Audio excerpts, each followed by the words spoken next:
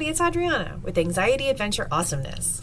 I decided to start this channel a few months back in the hopes that we could actually get people that are like me who love to travel and love being able to see the world and experience new things, but are also someone that is very held back at times with my anxiety. So one of the goals that I have for today's video is to give you guys 10 tips of things that I use personally in my life when I am traveling with friends, family, whoever.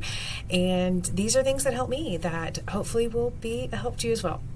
All right, starting off, we have tip number 1, plan ahead. But this comes with a bit of a caveat. Do not do this obsessively.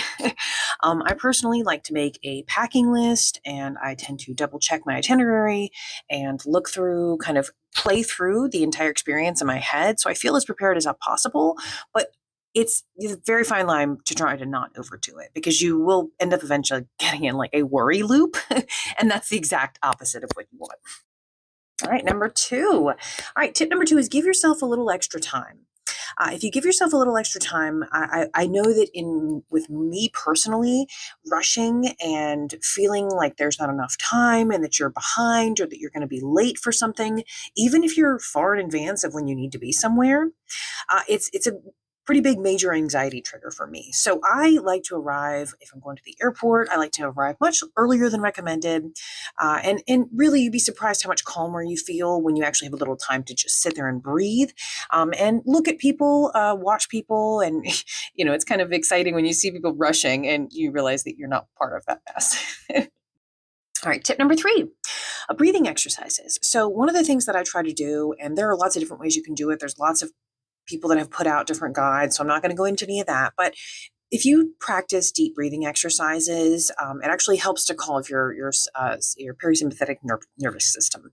So especially when I go on a plane, if I'm going during the takeoff specifically, I try to do a 4-7-8 breathing techniques, where basically you inhale for 4, hold for 7, and then you exhale for 8. A lot of variations of that, of course, but that's specifically what I like to try. And again, it helps you trigger your body to force yourself to relax. All right, now tip number 4, stay hydrated and eat well. So I think that's very easy to forget. When you're traveling, you're changing your routine. So it's really important to bring a reusable water bottle and healthy snacks with you when you know you're going to be making a trip someplace, because you will instinctually be able to avoid having too much caffeine or too much sugar, because these are things that can actually make your anxiety worse, even though you don't realize that it's happening when you're doing it. Anything, healthy, like nuts, fruit snacks, things like that. Those are always helpful. And when you have some sort of like water on hand, you're not only going to save some money, but you're also not going to be as stressed as you would otherwise. All right, tip number 5, noise canceling headphones. Airports and planes are just overwhelming when it comes to noise. So I always make sure that I bring a pair of headphones, and I download a few generic calming musics, or just a podcast or something that I know that's going to kind of calm my nerves. It's basically creating your own little peaceful bubble that you're inside of. And so it kind of helps you isolate yourself and be a little more present in the moment, because you're not being overwhelmed with all the other things that are going on that are forcing to grab your attention. All right, on to number 6. Bring comfort items. Now, this is a big one for me. I personally am a huge fan. I hold my water bottle as like my comfort water bottle, but also I have things like I've got like a sweatshirt that I like to wear when I go on a flight, and I have a small travel pillow, things that are very soft and help physically put me in this moment where I'm more present with myself.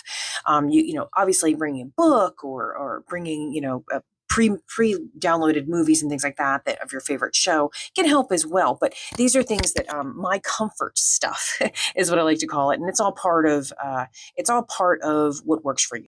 All right, now number 7, distract yourself. Now, obviously, movies, podcasts, games, there's 1,000 different things you can do these days with your phone to keep yourself occupied. Obviously, if your tablet or something like that, that works as well. I personally tend to focus less on my anxiety when I know that I have other things to keep my brain preoccupied with. So this is something that really helps me personally. All right, tip number 8, stay present. Anxiety loves to bring you into the what ifs of every situation. So, of course, you can sit there and you can spiral about what could happen to the plane, what could happen to the driver of the bus, what could happen to this, what could happen to that. These are all things that it's very easy to go into a spiral, especially when you feel like you don't have control over what's happening around you. So, I always try to bring myself back to the present moment by, focusing on sights, sounds, things like that I know or what I'm experiencing. You can pinch yourself. There's 1,000 different ways to do it, but whatever works for you, where you can pull yourself out of that moment of focusing on everything and just focus on one specific thing. All right, now tip number 9, connect with fellow travelers. Now, I know some people are not a big fan of seeing people out and about and being around that sort of environment. It's people you don't know, there's wild cards, there's a lot of different scenarios that can come with it. But specifically, I think that if you're going to be around people, if you watch what other people are doing and you see how other people are reacting to the world around you, you're going to see that the majority of people around you are just relaxed as can be. A lot of people travel more frequently than you may. So they see this as routine, just like getting in the car every day. This may be incredibly stressful for you, but it's not for them. So trying to remind yourself that, hey, in this moment, let me look, see other people. Maybe you can, chat up the person next to you, make a joke about not being the best flyer. Things like that actually can help you and calm you down because, again, you're connecting with someone and you having to force yourself to be present.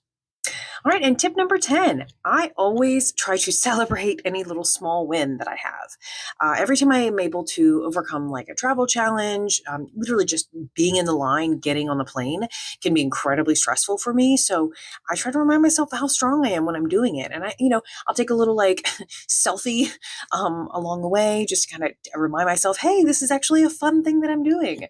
And, just getting there, getting to the airport on time, it's a little victory, right? So giving yourself a little bit of credit for every step along the way forward helps you again be more present, but also it just makes you excited about crossing things off your to-do list, which is the whole point of this, right?